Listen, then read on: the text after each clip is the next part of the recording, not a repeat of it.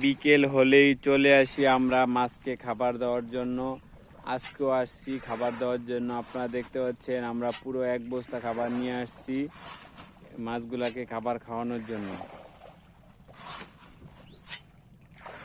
এই জায়গাটি একসময় জমি ছিল, এই জমির চতুর্পাশে আড়া বেঁধে তারপর আমরা মাছ চাষাবাদ করছি। আপনারা দেখতে পাচ্ছেন প্রচুর মাছ রয়েছে এই খামারে।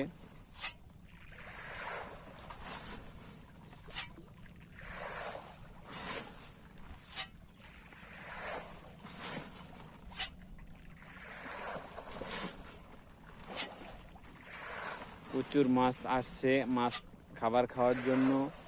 পাঙ্গাস মাছ পুকুরের মাঝখানে থাকে, কিনারে আসতে চায় না। তেলাপিয়া মাছ আমরা দেখতে পাচ্ছি পুকুরের একদম কিনারে এসে পড়েছে।